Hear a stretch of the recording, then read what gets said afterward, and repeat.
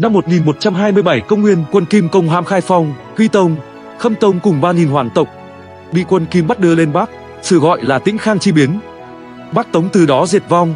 Khi Tĩnh Khang chi biến xảy ra, Khang Vương Triệu Cấu nhờ nắm binh ngoài nên thoát được nạn. Tháng 6 cùng năm, Triệu Cấu chính thức lên ngôi ở Nam Kinh Ứng Thiên Phủ, tái thiết nhà Tống, sự gọi là Nam Triệu Cấu chính là Tống Cao Tông. Sau khi Nam Tống dựng nước, đất Bắc và Trung Nguyên bị người Kim kiểm soát, nhà Tống và nhà Kim đã trải qua nhiều cuộc giao tranh, nhưng trước quân Kim hùng mạnh, triều đình Nam Tống lại an phận, trong giặc ngoài thù. Thế nhưng trong hoàn cảnh ấy, Nam Tống vẫn tồn tại suốt 152 năm, trải qua 9 đời hoàng đế. Video kỳ này, ta sẽ theo dòng thời gian các đế vương để hiểu rõ lịch sử 152 năm của nhà Nam Tống. Năm 1127 công nguyên, quân Kim cướp sạch sau khi hạ Khai Phong. Toàn thành Khai Phong bị vơ vét, vắt kiệt sạch sành xanh, không còn chút dầu mỡ nào. Do binh lực yếu, không hợp thủy thổ, người Kim không đánh xuống Nam, mà kéo quân về nước hưởng công. Còn với Trung Nguyên và toàn bộ vùng đất phồn hoa Giang Nam, người Kim vẫn thèm thuồng nên đã dựng Trương Bang Xương làm hoàng đến nước Sở Già, biến nơi này thành Bù Nhìn, xưng thần Cống Nạp. Sau đó, người Kim áp giải hoàng thất Bắc Tống cùng bách tính Khai Phong lên Bắc. Trong số thành viên hoàng thất bị bắt, Khang Vương Triệu Cấu cầm binh ngoài và phế hậu Mạnh Thị của Tống Chiết Tông đang ở dân gian nên may mắn thoát nạn, nhưng cha anh và vợ con Triệu Cấu đều bị người Kim bắt giữ. Biết tin này, Triệu Cấu truyền hịch giấy binh Cần Vương, mặt khác dẫn quân rút về Nam, giúp nuôi từ Tế Châu đến Nam Kinh Ứng Thiên Phủ. Sau khi quân Kim rút về Bắc, Trương Bang Xương tự biết không chống nổi, bèn tìm gặp Mạnh Thị, tôn bà làm Nguyên Hữu Hoàng hậu. Tháng 4 năm 1127 công nguyên, Trương Bang Xương lấy danh nghĩa Nguyên Hữu Hoàng hậu chiếu cáo thiên hạ, mệnh Triệu Cấu kế thừa nhà Tống. Tháng 5 cùng năm, Triệu Cấu lên ngôi hoàng đế ở Nam Kinh Ứng Thiên Phủ, đổi niên hiệu Tĩnh Khang năm thứ 2 thành Kiến Viêm năm đầu, tái thiết nhà Tống, gọi là Nam Tống. Vương triều Nam Tống đã mở màn như thế. Sau khi lên ngôi, Triệu Cấu bổ nhiệm Hoàng Tiềm Thiện làm Trung thư thị lang, Ung Bá Ngạn làm Đồng Tri Khu Mật Viện, nhưng những kẻ này đều chủ hòa. Để nâng cao uy tín của mình, Triệu Cấu trọng dụng Lý Cương chủ chiến. Về phần Trương Bang Xương phản quốc, Triệu Cấu cho rằng hắn còn giá trị. Để tránh người Kim mượn cớ trả thù, vẫn phong hắn làm Thái Bảo kiêm Phụng Quốc quân tiết độ sứ. Sau đó theo đề nghị của Lý Cương, Triệu Cấu đẩy Trương Bang Xương tới Đàm Châu. Không lâu sau Bắc Tự vẫn để tính sổ sau. Lý Cương nhậm chức, vạch kế hoạch chỉnh đốn triều cương, chấn chỉnh quân đội, tập hợp lực lượng kháng Kim, chủ trương bãi bỏ nghị hòa, đồng thời đề cử phe chủ chiến Tông Trạch làm Đông Kinh lưu thủ, xây dựng công trình phòng thủ. Tháng 6 năm 1127 công nguyên, Tông Trạch trấn thủ Đông Kinh, tập hợp nghĩa quân cùng kháng Kim, trọng dụng Nhạc Phi làm tướng. Từng nhiều lần đánh bại quân Kim trong thời gian này khiến tình hình ổn định lại. Tháng 7 năm 1127 công nguyên, quân Kim lấy cớ giết Bang Xương nên đánh Tống. Triệu Cấu ngoài mặt trọng dụng Lý Cương, Tông Trạch và phe chủ chiến, nhưng thực chất lại nghe theo ý Hoàng Tiềm Thiện và Ung Bá Ngạn, ra chiếu tuần du vùng Đông Nam để rút về phía Nam, nghị hòa với nhà Kim. Lý Cương và những người khác hết lòng khuyên Cao Tông về độ ở Khai Phong, chủ trì đại cục phục hưng, thu hồi đất mất miền Bắc, đón hai đế trở về, nhưng Triệu Cấu vẫn phớt lờ. Tháng 8 cùng năm, để xoa dịu Lý Cương, Triệu Cấu thăng ông làm tả tướng, bổ nhiệm Hoàng Tiềm Thiện làm hữu tướng. Để kiềm chế Lý Cương, phe thỏa hiệp đứng đầu là Hoàng Tiềm Thiện đang nắm đại quyền quân chính. Chẳng bao lâu sau, Lý Cương bị thế lực thỏa hiệp đàn hạc, buộc phải từ chức sau khi Lý Cương bãi tướng. Phe chủ chiến bị chèn ép. Tháng 10 cùng năm, Triệu Cấu rời Nam Kinh Ứng Thiên Phủ, xuôi Nam theo sông Hoài rút về Dương Châu. Tông Trạch ở lại trấn thủ Đông Kinh, liên kết nghĩa binh Hà Bắc kháng Kim, nhiều lần dâng biểu xin hồi đô Khai Phong để chủ trì đại cục, nhưng Cao Tông vẫn dửng dưng, nhiều lần từ chối. Tháng 7 năm 1128 công nguyên, Tông Trạch uất hận qua đời. Sau khi Lý Cương bị bãi biến, Triệu Cấu lấy Hoàng Tiềm Thiện làm tả tướng, Ung Bá Ngạn làm hữu tướng, được Hoàng phó tá. Triệu Cấu không chú trọng quân bị, thu hồi đất đai mà tiếp tục cầu hòa với Kim, nhưng Kim Thái Tông từ chối đề nghị cầu hòa của Triệu Cấu, tổ chức binh lực đánh Nam. Năm 1128 công nguyên, quân Kim chia 3 đường tấn công, nghĩa quân bị đánh tan. Tình hình kháng Kim ở phía Bắc đảo Triều nhanh chóng. Sau khi Tông Trạch qua đời, Đỗ Tông thay trấn thủ Đông Kinh. Đối mặt với thế công mãnh liệt của quân Kim nhưng không đủ sức chống đỡ, đành phá đê Hoàng Hà để chặn quân Kim tiến Nam. Nhưng cách này không những không cản được bước chân quân Kim, mà còn gây họa nặng nề cho bách tính ven sông. Năm 1129 công nguyên, quân Kim như trẻ tre, hạ Khai Phong, Từ Châu, tiến sát Dương Châu. Tiến sát Dương Châu nơi Triệu Cấu đang ở, thế bắt sống bằng được Triệu Cấu, mà hai người Hoàng trong triều vẫn che giấu quân tình với Triệu Cấu, hét lời khuyên ông cầu hòa với nhà Kim. Chẳng bao lâu sau, quân quân Kim vượt sông Hoài tiến thẳng vào, tập kích Dương Châu, vội vã cùng Vương Nguyên, Khang Lữ lên thuyền trốn khỏi Dương Châu. Hoàng sau đó bị bãi chức, bách tính Dương Châu nghe tin hoàng đế bỏ trốn. Trong thành hỗn loạn chen chúc, số người chết đuối không xuể, quân Kim chiếm được Dương Châu. Tuy không bắt được Triệu Cấu, nhưng lại cướp bóc triệt để thành Dương Châu. Tháng 2 năm 1129 công nguyên, Triệu Cấu chạy trốn đến Hàng Châu để cầu xin người Kim tha thứ. Ông Hạ Chiếu dùng người thân thích của Trương Ban Xương ở miền Bắc và Trung Nguyên. Lúc này Nam Tống đã mất phần lớn lãnh thổ. Ở miền Bắc và Trung Nguyên, Miêu Phó và Lưu Chính Ngạn, vũ tướng ngự doanh ty Nam Tống là Miêu Phó và Lưu Chính Ngạn, vì bất mãn Vương Nguyên và Khang Lữ do Triệu Cấu trọng dụng. Vương Nguyên và Khang Lữ bị giết, Triệu Cấu bị giam lỏng, nhưng ngôi cho hoàng tử Triệu Bạc. Triệu Cấu bị giam lỏng, sau đó Miêu và Lưu ép Triệu Cấu, sử gọi là Miêu Lưu chi biến, lại do Mạnh Thái hậu Trùy Liêm thính chính. Sự kiện này sử gọi là Miêu Lưu chi biến. Lữ Di Hạo ở Kiến Khang hay tin, đã cùng Trương Tuấn, Hàn Thế Trung, Như Quang Thế, hai kẻ phát động binh biến là Miêu và Lưu. 4 tháng sau, mùa thu, Hoàn Nhan Tông Mật Cao Tông Triệu Cấu phục vị. Mùa thu cùng năm, dưới sự chỉ huy của Hoàn Nhan Tông Mật, quân Kim tiếp tục đánh xuống phía nam, chọc thủng phòng tuyến sông Trường Giang của Nam Tống. Từ sau sự kiện Tĩnh Khang, chạy từ phương Bắc xuống phương Nam. Lần này nghe lời Lữ Di Hạo, chọn lên thuyền ra biển tránh địch. Mà lộ trình chạy trốn lần này, quân Kim đuổi theo tới tận ngoài biển. Trời cao vẫn chiếu cố Triệu Cấu, xem ra cách trốn chạy trên cạn không còn làm ông thỏa mãn nữa. Thuyền quân Kim nhỏ gặp gió mưa, cho nên đã đuổi theo Triệu Cấu tới tận ngoài biển, buộc phải rút về Minh Châu. Cũng chiếu cố cả Nam Tống trên đường truy kích. Thời tiết quá nóng chịu không thấu. Sau khi bị quân Tống chặn đánh, Hoàn Nhan Tông Mật quyết định rút quân. Quân Kim ở lại Minh Châu tầm dăm 3 hôm, bắt đầu rút quân Tống. Hơn nữa dọc đường đánh thành Phá Ải, chặn đánh ven sông Trường Giang. Hai bên bùng nổ trận Hoàng Thiên Đãng. Năm 1130 công nguyên, Hoàn Nhan Tông Mật tuyên bố đã siêu sân giảm hại xong, bắt đầu rút quân Tống. Sử sách miêu tả khác nhau, đã bố trí binh lực chặn đánh ven sông Trường Giang, thời gian chiến đấu bị phóng đại. Trận Hoàng Thiên Đãng là thủy chiến nổi tiếng quân Tống chặn đánh quân Kim rút lui.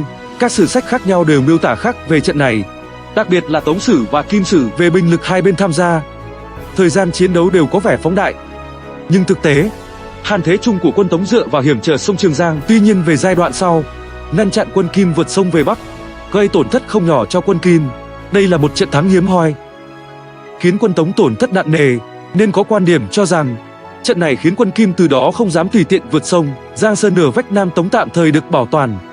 Nhưng nói thế thì nói, về giai đoạn sau của chiến dịch, Hoàn Nhan Tông Mật đã tận dụng điểm yếu truyền hải quân Tống công kềnh, khó điều khiển trên mặt sông, đã áp dụng hình thức hòa công, khiến quân Tống tổn thất nặng nề. Hoàn Nhan Tông Mật nhờ vậy dẫn quân Kim phá vây thành công. Trước trận chiến này, quân Kim từng có lúc tiến sâu vào Giang Tây, Chiết Giang. Quân dân yêu nước đông đảo dưới sự lãnh đạo của các tướng chủ chiến đã anh dũng kiên cường kháng cự quân Kim, ép quân Kim phải rút về Bắc sông. Nhưng Triệu Cấu chỉ muốn an phận. Sau khi quân Kim rút khỏi Giang Nam, thực hiện phương châm dẹp giặc trong trước rồi mới chống giặc ngoài, dùng phần lớn binh lực để trấn áp quân khởi nghĩa nông dân, còn đối phó quân Kim thì thực hiện phòng thủ tiêu cực. Cho nên khi trận Hoàng Thiên Đãng bùng nổ, tể tướng Lữ Di Hạo từng hết lời khuyên Triệu Cấu về chiến Tây, Hạ Chiếu thân chinh, nhưng Triệu Cấu chỉ muốn an phận thủ thường, phớt lờ tất cả. Triệu Cấu điều động tinh binh. Triệu Cấu quay về Nhạc Châu. Đến năm 1131 nâng Nhạc Châu lên thành Thiệu Hưng phủ.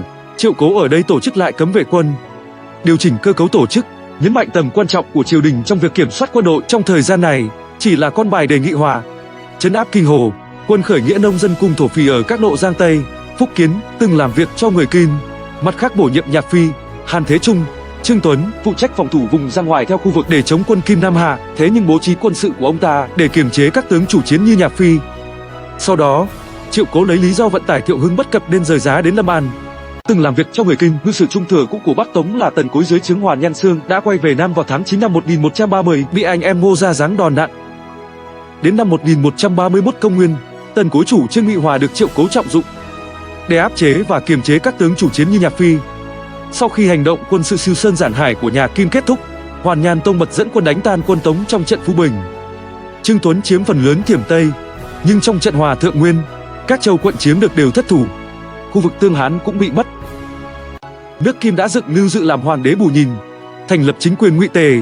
Năm 1132 công nguyên, Triệu Cố sai tướng đi đánh Ngụy Tề Lưu Dự mà yêu cầu Nam Tống đưa dân miền Bắc về Nam.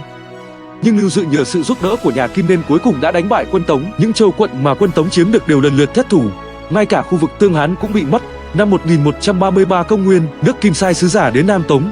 Đây là lần đầu tiên kể từ khi Triệu Cấu lên ngôi dựng Nam Tống, nước Kim phái sứ thần đến Nam Tống. Trải qua bao trận chiến khốc liệt, giúp vùng Tương Hán trở lại bản đồ Nam Tống. Trở về phương Bắc, Triệu Cố phong Nhạc Phi làm tiết độ sứ. Nhưng Triệu Cố ủng hộ liên quân Kim Tề vượt sông Hoài, vẫn giữ được một chút điểm mấn cuối cùng. Năm 1134 công nguyên, Nhạc Phi vâng mệnh đem quân thu phục 6 quận Tương Hán. Nhạc Phi không phụ lòng mong mỏi, hậu cần quân Kim gặp vấn đề, giúp vùng Tương Hán trở lại bản đồ Nam Tống. Triệu Cố phong Nhạc Phi làm tiết độ sứ Thanh Nguyên quân, trở thành vị tướng lớn thứ 5 của Nam Tống. Sau Lưu Quang Thế, Hàn Thế Trung và Trương Tuấn cũng trở thành trụ cột kháng Kim. Tháng 9 cùng năm, liên quân Kim Tề vượt sông Hoài tiến xuống phía Nam. Hàn Thế Trung, Nhạc Phi cùng các tướng lĩnh đem quân Kim cường kháng cự tại vùng Lưỡng Hoài. Lúc này tin Kim Thái Tông lâm bệnh nặng truyền tới doanh trại Kim, đã bị quân Tống đánh bại. Nên vào năm 1135, họ chọn rút lui. Tháng 6 cùng năm, Nhạc Phi dẹp xong cuộc khởi nghĩa Dương Yêu lấy Hồ Độc Đỉnh làm trung tâm, giải quyết một mối họa lớn cho Nam Tống. Năm 1136 công nguyên, hữu tướng Trương Tuấn bố trí Hàn Thế Trung, Nhạc Phi bắc phạt, đồng thời cầu chúc Triệu Cố an khang. Với ý đồ khôi phục Trung Nguyên, binh quyền của Lưu Quang Thế bị tước đoạt, Triệu Cố bèn dùng phương án trung dung, rời đô đến Bình Giang. Cùng năm, cuộc xâm lược đơn phương đã bị quân Tống đánh bại. Sau đó Triệu Đình bị bãi tướng, Trương Tuấn bị đàn hạc bãi chức. Năm 1137 công nguyên, Triệu Cố nghe theo đề xuất của Trương Tuấn, rời giá đến Kiến. Cùng năm, Triệu Cố trọng dụng Tần Cối làm su mật sứ, đưa binh quyền các tướng vào phủ đô đốc do ông ta đứng đầu, phụ trách đường lối thỏa hiệp với nhà Kim. Nhưng Tần Cối bè phái mưu lợi riêng, cuối cùng dẫn đến binh biến Hoài Tây, đưa ra phương án nghị hòa, đem quân đầu hàng Bắc Tề. Điều này khiến quân Nam Tống tổn thất nặng nề.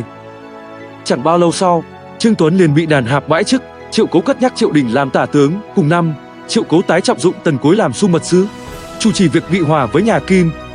Triệu Cố tuyên bố không dùng lại Tần Cối, giao cho ông ta phụ trách thi hành đường lối thỏa hiệp với nhà Kim. Nhưng Tần Cối bè phái mưu lợi riêng, Lữ Hạo cáo bệnh từ chức, đưa ra phương án nghị hòa, người Nam về Nam, người Bắc về Bắc. Triệu Cố bổ nhiệm phái chủ chiến. Thế là vào năm 1132 lên làm tể tướng. Triệu Cố khi đó còn tuyên bố sẽ không bao giờ dùng lại Tần Cối, nhưng Lữ Hạo vì nhiều lần thỉnh cầu Triệu Cố bắc phạt, thu hồi Trung Nguyên nên đã bị các gián quan đàn hạp. Thế nên vào năm 1133, Lữ Hạo cáo bệnh từ chức.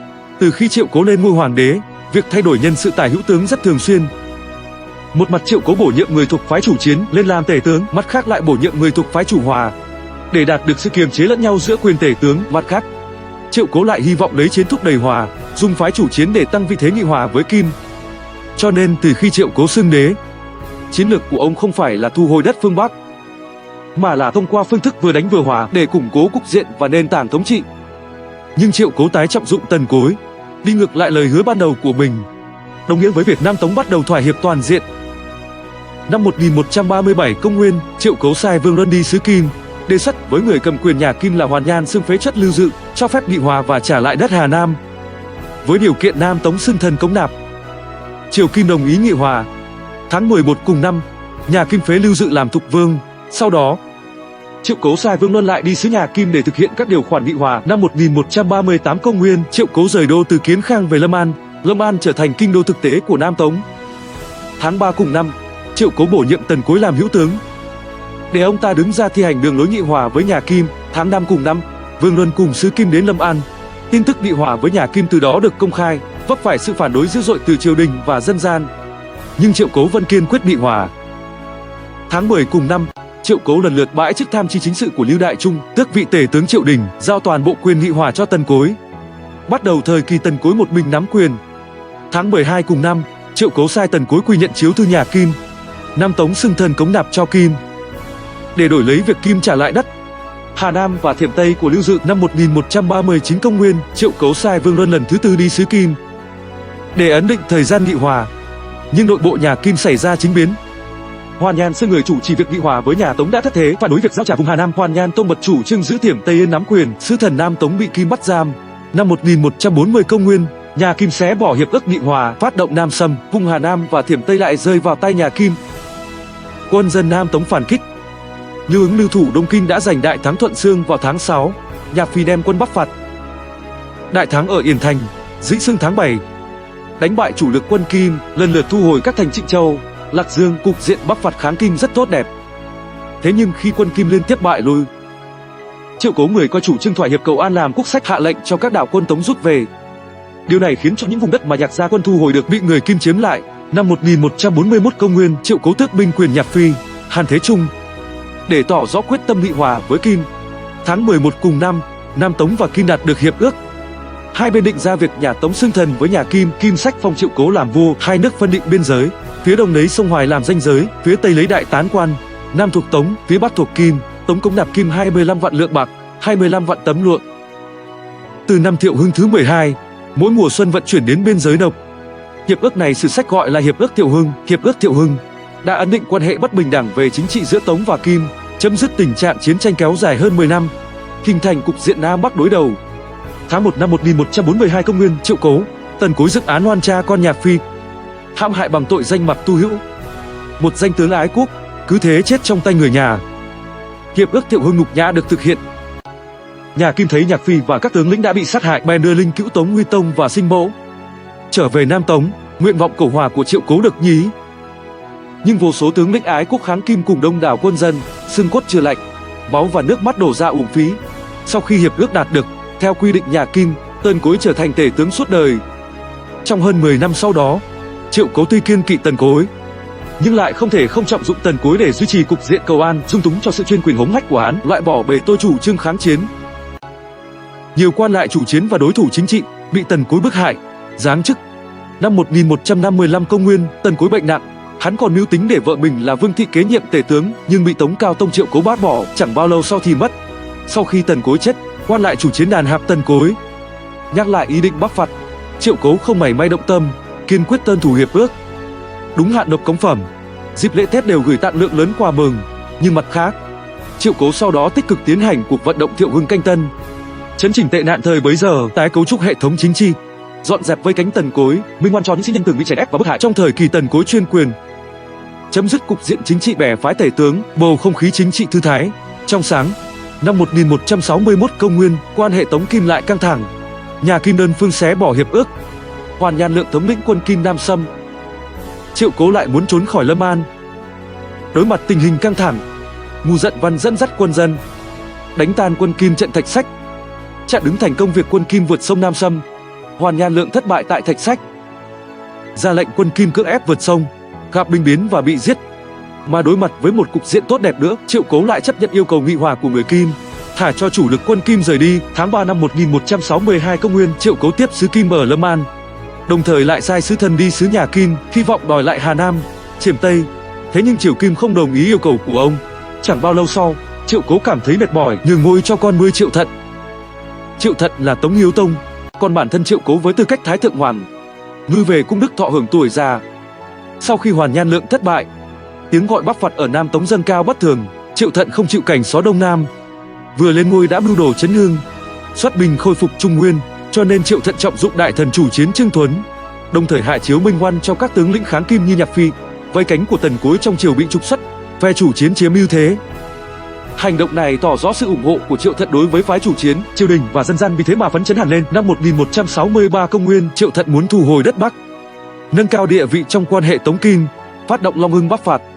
Trương Tuấn sau khi nhận được chiếu lệnh bắc phạt của Hiếu Tông, điều 8 vạn quân, Huệ Hoang 20 vạn chia hai đường tiến về phía Bắc. Chiến tranh không hề suôn sẻ. Đặc biệt là sau khi quân Nam Tống trải qua thất bại ở Phù Ly, Triệu Thận bắt đầu hoài nghi cuộc chiến bắc phạt, dao động giữa đánh và hòa. Nhà Kim yêu cầu Nam Tống khôi phục điều khoản hiệp ước Thiệu Hưng, nếu không sẽ dẫn quân Nam Hà. Trước tình hình này, phái chủ hòa và phái chủ chiến trong triều thảo luận kịch liệt. Cuối cùng, Triệu Thận nghe theo ý kiến của phái chủ hòa như thang tư thối, đạt được hiệp ước Long Hưng với nhà Kim vào năm 1164. Nội dung hiệp ước quy định quan hệ Tống Kim từ quan hệ quân thần đổi thành quan hệ chú cháu.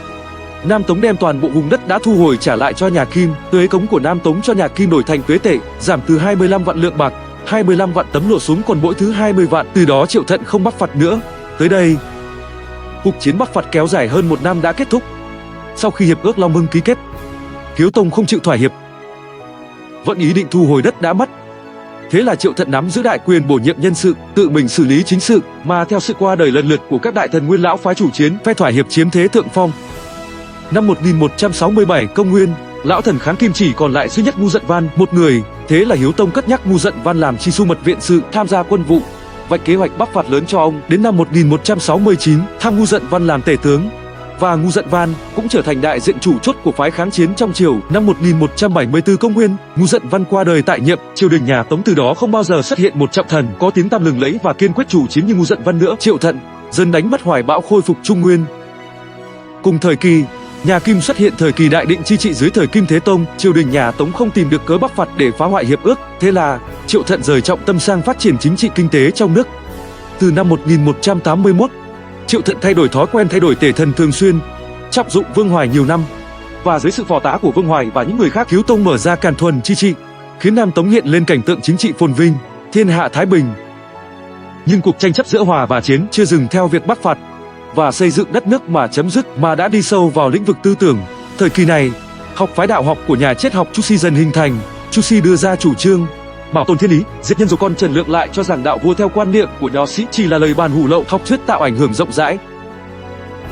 Trần Lượng đồng thời nhận được sự ủng hộ từ tướng lĩnh phái kháng chiến Tân Khí Tật. Sự công tri học nổi lên nhằm chống lại sự truyền bá đạo học của Chu Hai, và khi các cuộc tranh luận trong lĩnh vực tư tưởng xã hội ngày càng gay gắt, triều đình bên trong cũng chia thành hai phe chủ chiến và chủ hòa. Kinh thành phe đại diện bởi Vương Hoài, phái chủ chiến ngoài xã hội đại diện bởi nhà tư tưởng Trần Lượng, phái chủ hòa đại diện bởi Chu Biểu Đại, Chu Hai, và phe khác giao tranh kịch liệt. Năm 1187, Tống Cao Tông, vị Thái Thượng Hoàng đã làm vua 25 năm, qua đời. Triệu Thăng để tang ông, 3 năm sau đã quyết định nhường ngôi cho hoàng tử Tống Quang Tông Triệu Đôn, lấy Chu Biểu Đại, Như Chính làm tể tướng, Vương Lập làm tham tri chính sự, bản thân thoái vị làm Thái Thượng Hoàng.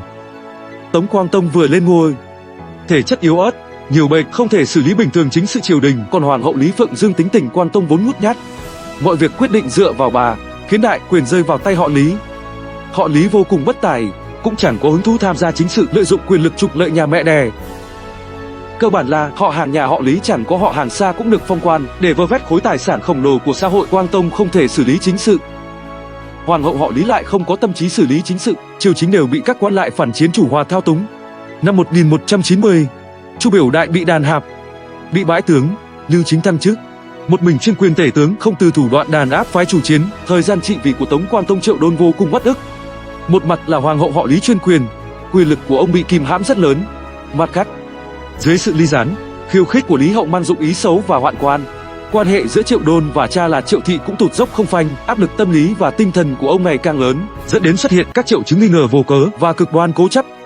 Năm 1194, Thái Thượng Hoàng Triệu Thận mất, mà Quang Tông Triệu Đôn từ đầu đến cuối không đến thăm mệnh, không hay tin tang lễ tháng 7. Tống Quang Tông tuyên bố nhường ngôi. Con thứ hai là Triệu Khoát, dưới sự ủng hộ phò tá của đại thần Triệu Những, Hàn Thác Trụ và Thái Hoàng Thái hậu Ngô Thị đã lên ngôi. Triệu Khoát chính là Tống Ninh Tông. Sau khi Tống Ninh Tông lên ngôi, tôn Quang Tông Triệu Đôn làm Thái Thượng Hoàng, Hoàng hậu Lý Thị làm Thái Thượng Hoàng hậu, sử gọi là Thiệu Hai Nội Thiền. Sau khi Tống Ninh Tông lên ngôi, trọng dụng Triệu Những Mù và Hàn Thác Trụ đã phò tá ông lên ngôi. Hai vị đại thần bổ nhiệm Triệu Những Mù làm tể tướng, Hàn Thác Trụ làm Xu Mật Viện, lập Hàn phu nhân làm hoàng hậu. Hàn Thác Trụ đắc thế. Sau khi Triệu Những Mù làm tể tướng, rất muốn có một phen thành tựu, nhưng ông bất hòa với ngoại thích đại thần Hàn Thác Trụ, bị Hàn Thác Trụ bài xích, cuối cùng bị bãi tướng. Nhà Lý học nổi tiếng Chu Hai cùng lại Bộ Thị Lam Bành Quy Nhiên và những người khác đàn áp Hàn Thác Trụ. Ninh Tông sủng tín Hàn Thác Trụ, khiến Chu Hai, Bành Quy Nhiên và những người khác lần lượt bị bãi quan. Hàn Thác Trụ nắm quyền tuyệt đối.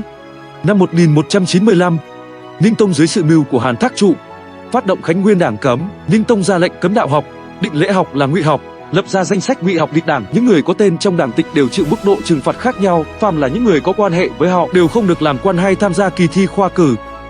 Lúc đó các nhà lý học như Chu Hai và nhiều nhân vật nổi tiếng đã bị đàn áp thanh trừng trong Khánh Nguyên Đảng cấm. Sự kiện Hàn Thác Trụ đả kích chính địch kéo dài suốt 6 năm trời. Vào thời Ninh Tông, quan hệ Tống Kim căng thẳng. Triệu Khoát vì bất mãn yêu cầu ngang ngược của nhà Kim cùng địa vị nhục nhã của mình, ủng hộ Hàn Thác Trụ, áp dụng biện pháp cứng rắn với Kim. Năm 1204, Ninh Tông chấp thuận đề nghị Hàn Thác Trụ trọng dụng Nhạc Phi, giáng chức Tần Cối, truy phong Nhạc Phi làm Nạc Vương. Năm 1206, Tống Ninh Tông lại hạ chiếu truy cứu tội lỗi làm lỡ nước của Tần Cối, tước bỏ tước vị khi chết và Thụy hiệu Trung Hiền của Tần Cối, đổi thành Thụy hiệu xấu. Hành động này được coi là lần lật lại án giam Nhạc Phi triệt để nhất. Những biện pháp này khiến phái chủ chiến được cổ vũ. Tháng 5 cùng năm, Ninh Tông hạ chiếu Bắc phạt, sử gọi là Khai Hai Bắc phạt. Khai Hai Bắc phạt do Hàn Thác Trụ chủ trì, đồng thời nhận được sự ủng hộ của các nhà kháng chiến nổi tiếng Tân Khí Tật, Lục Du, Diệp Thích và những người khác. Hàn Thác Trụ chưa chuẩn bị đầy đủ, vội vã phát động bắc phạt. Trong khi quân Kim đã sớm có sự chuẩn bị, quân Tống liên tiếp bại trận trên chiến trường. Cuộc chiến bắc phạt này đã kết thúc vào năm sau với sự thất bại của quân Tống. Thất bại trên chiến trường buộc Hàn Thác Trụ cầu hòa. Nước Kim đưa ra điều kiện khắc nghiệt. Ngoài việc cắt đất bồi thường, yêu cầu trói chủ mưu Hàn Thác Trụ gửi sang nước Kim, việc nghị hòa không thành. Năm 1207, Ngô Hai phản biến ở Tứ Xuyên cấu kết với nước Kim, tự xưng là Thục Vương, xưng thần nạp cống cho nước Kim. Hành động này châm ngòi sự phản kháng của quân dân Tứ Xuyên. Không những thế, Khâu Sùng ở Hoài Nam lại chủ trương nghị hòa, tình hình vô cùng bất lợi cho phái chủ chiến. Trong tình thế này, Hàn Thác Trụ bãi miễn Khâu Sùng, phái binh bình định phản loạn Ngô Hai. Sau khi dẹp yên phản loạn, tâm lý kháng Kim của quân dân dâng cao. Nhưng đối mặt với đại cục này, nội bộ triều đình Tống phái chủ hòa bắt đầu vòng mưu mô mới. Lại bộ thị lang Sử Di Viễn cấu kết với Dương Hoàng hậu và những người khác, ám sát Hàn Thác Trụ ngay lúc lên triều. Sau khi Hàn Thác Trụ chết, đại quyền quân chính thuộc về Sử Di Viễn, phái chủ hòa như Sử Di Viễn hoàn toàn tuân theo yêu cầu nước Kim, mang thủ cấp Hàn Thác Trụ và những người khác gửi sang nước Kim bêu bấu Tống Kim đình chiến nghị hòa. Năm 1208, Vương triều Nam Tống ký kết gia định nghị hòa nhục nhã với nhà Kim. Nghị hòa quy định biên giới không đổi. Tống đổi xưng hô với Kim từ thúc cháu thành bá cháu. Kim tăng tuế tệ là bạc lụa mỗi thứ 30 vạn. Tống nạp thêm 300 vạn lạng bạc. Cách gọi xưng hô giữa Hoàng đế Kim và Hoàng đế Tống đổi từ viết thẳng thành viết ngang. Hòa nghị này nhục nhã hơn Long Hưng nghị hòa. Sau khi ký hòa nghị, tập đoàn Sử Di Viễn đã hình thành thế chân vạc, đả kích các quan lại chấp chính và tướng lĩnh tác chiến. Trong chiến dịch bắc phạt của Hàn Thác Trụ, Tống Ninh Tông Triệu Khoát thiếu tư chất đế vương, dù người dao động bất định, không phân biệt được tà chính, khiến Sử Di Viễn nắm trọn quyền tể tướng, phá hoại chế độ, kéo bè kéo cánh, kết đảm mưu tư lợi, cầm quyền một mình suốt 26 năm. Tống Ninh Tông Triệu Khoát tại vị 30 năm. Giai đoạn đầu quân chính do phái chủ chiến Hàn Thác Trụ nắm giữ. Giai đoạn sau, Sử Di Viễn quyền lực khuynh đảo, Tống Ninh Tông như hoàng đế bù nhìn. Năm 1224, Tống Ninh Tông Triệu Khoát bệnh mất, quyền thần Sử Di Viễn lập Triệu Quân lên ngôi. Triệu Quân chính là Tống Lý Tông. 10 năm đầu sau khi Triệu Quân kế vị, mọi chính vụ đều do Sử Di Viễn nắm giữ. Bản thân ông ta tuân theo lý học, vui chơi tiểu sắc, ngầm giấu mình trở thời. Năm 1233, quyền thần Sử Di Viễn bệnh mất, Tống Lý Tông Triệu Quân bắt đầu thân chính. Nhưng Hàn Thác Trụ và Sử Di Viễn nắm quyền gần 40 năm. Tình hình chính trị ngày càng ủ bại. Đối mặt với thế suy tàn của Nam Tống, Triệu Quân vừa thân chính đã có chí chấn hưng, áp dụng cải cách, bãi miễn thập đảng, thành lập hoạn quan, làm sáng tỏ lại quan lại, chấn chỉnh tài chính. Sự gọi là đoan bình canh hóa, tia sáng ngắn ngủi trong chính trị hậu kỳ Nam Tống, đã mang lại hiệu quả tích cực nhất định đối với việc xóa bỏ tệ nạn chương chính của Sử Di Viễn, ổn định chính trị và kinh tế sau khi Lý Tông thân chính. Nhưng cải cách chỉ trị phần ngọn không trị phần gốc, không thể thay đổi thế suy thoái của Nam Tống. Nhưng cải cách này chữa ngọn không chữa gốc. Về đối ngoại, thời kỳ trung hậu kỳ Nam Tống, Mông Cổ nhanh chóng trỗi dậy ở phía Bắc, trở thành một thế lực thiểu số tiếp theo, gây uy hiếp lớn cho triều Tống sau Tây Hạ và Kim. Đối mặt tình hình bên ngoài biến đổi không lường, nội bộ Nam Tống về chính sách đối ngoại nảy sinh rất nhiều tranh cãi do tâm lý thù hận nước Kim lâu ngày. Một số quan lại chủ trương liên minh diệt Kim, khôi phục Trung Nguyên, nhưng một bộ phận khác tương đối lý trí, nhớ lại bài học liên Kim diệt Liêu năm xưa, nhấn mạnh đạo lý môi hở răng lạnh, hy vọng lấy Kim làm lá chắn, không thể dẫm lên vết xe đổ. Những tranh cãi không dứt khiến Triệu Quân dao động chính sách đối ngoại. Cùng sự tiến triển chiến tranh Mông Cổ và Kim, Triệu Quân quyết định liên mông diệt Kim. Hợp tác Nam Tống và Mông Cổ chỉ là thỏa thuận miệng, không đạt được thỏa thuận văn bản. Hai bên thỏa thuận cùng giáp công nước Kim. Sau khi diệt Kim thành công, Mông Cổ sẽ trả lại Hà Nam cho triều Tống. Nước Kim hay tin liên minh Mông Tống, sai sứ thần tranh thủ sự ủng hộ Nam Tống, đồng thời khuếch đại tuyên truyền đạo lý môi hở răng lạnh. Triệu Quân từ chối thỉnh cầu của nước Kim. Có lẽ đây chính là sông có khúc người có lúc. Tháng Giêng năm 1234, dưới sự giáp công của liên quân Mông Tống, nước Kim diệt vong tháng 3 cùng năm. Tống Lý Tông sai người đến Hà Nam, bái yết tu sửa Hoàng Lăng Bắc Tống, đồng thời rước di cốt của Kim Ai Tông vào Thái Miếu, an ủi anh linh nhị đế Huy Tông, Khâm Tông, đối thủ từng khiến triều Tống chịu biết bao sỉ nhục. Cuối cùng sụp đổ vào thời kỳ Lý Tông.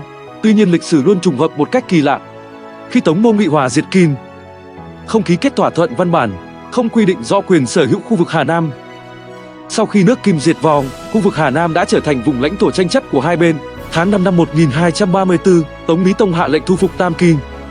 Triệu Phạm, Triệu Quỳ, Quyền Tử Tài và những người khác xuất binh đánh Hà Nam, ngăn chặn quân Mông Cổ tiến xuống Nam. Sự kiện này sự gọi là Đoan Bình nhập Lạc. Khi quân Nam Tống đến Khai Phong, Lạc Dương, đại quân Mông Cổ nhân cơ hội mai phục, quân Tống tổn thất nặng nề. bại lui toàn tuyến, đành phải dẫn quân rút về Nam, hy vọng thu phục đất cũ của quân thần Nam Tống cứ thế tan thành mây khói. Thất bại của Loan Bình nhập Lạc khiến quốc lực Nam Tống tổn hại nghiêm trọng. Hàng vạn tinh binh chết trong chiến hỏa. Lượng lớn vật tư đầu tư vào cũng đổ sông đổ biển. Nghiêm trọng hơn là việc này tạo cớ cho Mông Cổ tấn công Nam Tống. Chiến tranh Tống Mông bùng nổ toàn diện. Triều Dã chấn động vì điều này. Đối mặt với cảnh này, Triệu Quân đành hạ chiếu nhận lỗi. Để kiểm điểm sai sót, ổn định lòng dân, đứng từ góc độ lịch sử, cho dù lúc đó Tống Lý Tông Triệu Quân có đưa ra quyết định gì thì cũng không thể thay đổi thực tế. Tống và Mông Cổ nhất định phải chiến một trận, đạo lý cá lớn nuốt cá bé, lạc hậu thì phải chịu đòn, thời kỳ nào cũng áp dụng được. Từ việc Bắc Tống trọng văn khinh võ, tình trạng nghèo đói yếu ớt bắt đầu đã sớm định đoạt vận mệnh triều Tống. Trong quá trình này, triều Tống không xuất hiện quân chủ cường thế như Hán Vũ Đế hay Đường Thái Tông. Giai đoạn sau của Lý Tông Triệu Quân không còn tinh thần chấn hưng nước nhà như lúc Đoan Bình canh hóa, trái lại chảnh mảng triều Chính chìm đắm trong cuộc sống xa hoa tiểu sắc. Triều Chính rơi vào tay gian tướng Đinh Đại Toàn, Giả Tự Đạo và những kẻ khác, khiến quốc thế Nam Tống ngày càng suy sụp. Ví dụ như vào năm 1257, Mông Cổ tổng tiến công Tống, Đinh Đại Toàn giấu giếm tình hình quân sự, khiến phòng tuyến biên giới căng thẳng. Vào năm 1259, Giả Tự Đạo lại bí mật sai người nghị hòa với Hốt Tất Lai của Mông Cổ. Sau khi Đinh Đại Toàn bị bãi tướng, Giả Tự Đạo một mình chuyên quyền, lợi dụng quyền lực bài xích người đồng chí, kết bè kết phái. Năm 1264, Tống Lý Tông Triệu Vân qua đời ở Lâm An, tại vị 41 năm. Triệu Vân qua đời, dưỡng tử Triệu Kỳ lên kế vị. Triệu Kỳ là Tống Độ Tông. Sau khi lên ngôi, phong Giả Tự Đạo làm thái sư, giúp Giả Tự Đạo từng bước thâu tóm triều chính. Còn Độ Tông thì ngày đêm chìm đắm trong tiểu sắc, hoang dâm hôn ám, làm ngơ trước tiền đồ triều đình giữa cơn phong ba. Giả Tự Đạo lợi dụng quyền lực, lạm phát tiền giấy quan tư, vung phí quốc khố, vơ vét dân tài, vật giá leo thang, dân chúng lầm than. Đáng ghét hơn là Giả Tự Đạo chiêu mộ nhiều thi sĩ định hót, ca tụng công đức, che đậy Thái Bình trước nguy cơ tài chính và biên phòng, đều cấm tấu báo, phong tỏa toàn bộ tin tức. Còn Hốt Tất Liên sau khi cướp Hán vị Mông Cổ ổn định nội bộ, liền phái binh xâm phạm vùng Tứ Xuyên của Nam Tống. Sau đó đại quân Mông Cổ xuôi dòng Hán Giang, lần lượt vây công Tương Dương và Phàn Thành của Nam Tống. Trước tình hình quân sự khẩn cấp, Giả Tự Đạo giấu giếm không báo, không tiếp viện khiến Tương Phàn cô lập. Cả hai thành bị vây ròng rã 3 năm. Quân dân Tương Phàn chiến đấu anh dũng, cô lập không viện trợ. Cuối cùng vào năm 1273, cả hai thành bị quân Nguyên phá vỡ. Độ Tông biết tin này, bèn muốn bắt Giả Tự Đạo tra hỏi. Giả Tự Đạo vẫn che giấu sự thật, khép tội tung tin đồn sát hại cung nữ. Củ bại tột cùng, năm 1274, Độ Tông Triệu Kỳ vì tiểu sắc mà qua đời. Giả Tự Đạo lập thứ tử Triệu Hiển lên ngôi. Triệu Hiển là Tống Cung Đế. Triệu Hiển lên ngôi mới 4 tuổi. Tạ Thái Hậu lâm triều xưng chế. Giả Tự Đạo vẫn nắm giữ triều chính, nhưng lúc này thiết kỵ Mông Cổ đã chiếm Tứ Xuyên. Trung thượng Lưu Trường Giang lọt vào tay nhà Nguyên. Tháng 9 cùng năm, quân Nguyên tổng công kích Nam Tống. Nhiều thành trì Nam Tống thất thủ. Sau khi Nhạc Châu thất thủ, tuyến phòng thủ Trường Giang sụp đổ, quân Nguyên xuôi dòng sông, chiếm đô thành Lâm An. Trước cục diện căng thẳng, quân thần đồng loạt dâng sớ, đặt toàn bộ hy vọng lên người Giả Tự Đạo. Giả Tự Đạo xuất binh mà không đánh, phái sứ thần nghị hòa với quân Nguyên, xin cho triều Tống xưng thần nạp cống, nhưng hành động này đã bị nguyên soái quân Nguyên Bá Yến cự tuyệt. Năm 1275, quân Nguyên xuôi dòng sông Đông tiến thẳng đe dọa Lâm An. Giả Tự Đạo thất bại rồi bỏ trốn và dâng sớ xin Tạ Thái Hậu rời đô, bị Tạ Thái Hậu cự tuyệt. Trần Nghi Trung nhậm chức tể tướng. Giả Tự Đạo bị đày đến Tầm Châu, cuối cùng bị giám áp quan Trịnh Hổ Thần sát hại. Kết thúc đời lộng quyền làm hại đất nước. Thiết kỵ Mông Cổ tiến sát. Trong thành Lâm An lòng người hoang mang, đại đa số quan lại bỏ trốn. Triều đình trên dưới tiêu điều. Thấy cảnh này, Tạ Thái Hậu mắng nhức bề tôi bất trung. Tiếng khiển trách dưới thế công quân Nguyên trở nên tái nhật vô lực, hoàng thất rơi vào cảnh cô lập. Các đại thần kiên triều chính, hoàng hôn mạt vận của Nam Tống. Năm 1276, quân Nguyên phá vỡ đô thành Lâm An. Tống Cung Đế Triệu Hiển đầu hàng. Còn một số đại thần tông thất thì lưu vong ở phương Nam.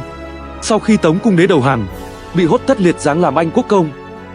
Và đến năm 1282 rời cư đến Thượng Đô. Vào năm 1288, Triệu Hiển 18 tuổi theo lệnh Nguyên Thế Tổ, đưa vào thổ phồn học kinh điển Phạn Văn. Xuất gia theo đạo Phật, mà Triệu Hiển ở Tây Tạng một mạch là 34 năm. Trong thời gian đó chuyên tâm nghiên cứu Phật học, trở thành đại sư Phật học ở Tây Tạng, không bao giờ đặt chân về quê hương. Năm 1323, Triệu Hiển vì dính án Văn Chương mà bị Nguyên Anh Tông ban chết, chấm dứt 47 năm cuộc đời tù binh. Sau khi Lâm An thất thủ, thần dân Nam Tống không cam chịu ngoại tộc, Bôn Ba kiên trì kháng chiến chống Nguyên. Văn Thiên Tường, Trương Thế Kiệt, Lục Tú Phụ lập Triệu Thị 7 tuổi lên làm vua, thành lập chính phủ lưu vong Nam Tống. Văn Thiên Tường bất đồng với Trần Nghi Trung, dẫn quân dân kháng Nguyên ở Phúc Kiến, Giang Tây. Năm 1278, Triệu Thị mới 11 tuổi qua đời. Lục Tú Phụ và Trương Thế Kiệt cùng những người khác phò tá Triệu Bính lên ngôi. Văn Thiên Tường định phái binh đến, nhưng lại vấp phải sự phản đối của triều đình lưu vong. Văn Thiên Tường đành rút về Sán Đầu, Quảng Đông tiếp tục đấu tranh trong cảnh cô lập. Cuối cùng bại trận ở Hải Phong và bị bắt làm tù binh sau khi bị quân Nguyên bắt. Văn Thiên Tường thể chất không khuất phục, sau đó còn viết nên câu thơ tuyệt bút: xưa nay ai không chết, giữ lòng son chiếu sử xanh. Năm 1279, Lục Tú Phụ và những người khác dưới sự truy sát gắt gao của quân Nguyên toàn tuyến tan rỗi rút lui đến Nhai Sơn. Đại chiến hải quân quy mô lớn diễn ra giữa quân Tống và quân Nguyên ở Nhai Sơn, sự gọi là trận Hải chiến Nhai Sơn. Trận Hải chiến Nhai Sơn, trận quyết chiến cuối cùng giữa Tống và Nguyên. Trận quyết chiến bi thảm nhất. Quân dân Nam Tống đường cùng trong trận chiến này, toàn quân bị tiêu diệt. Lục Tú Phụ không thể vãn hồi đại cục, buộc ấn ngọc lên người Ấu Đế, cùng Ấu Đế nhảy xuống biển Tuẫn Tiết, nhiều trung thần nhảy xuống theo. 10 vạn quân dân nhảy xuống biển Tuẫn Quốc, viết nên sử thi bi tráng, kiên cường bất khuất, trung chinh ái quốc. Sau trận chiến này, tàn dư Nam Tống bị tiêu diệt hoàn toàn. Nhà Nguyên thống nhất Trung Quốc. Vương triều Nam Tống tồn tại 152 năm, từ đó diệt vong. Sự diệt vong của Nam Tống đánh dấu 320 năm tông thất Triệu Tống tại Trung Quốc. Từ đó chấm dứt.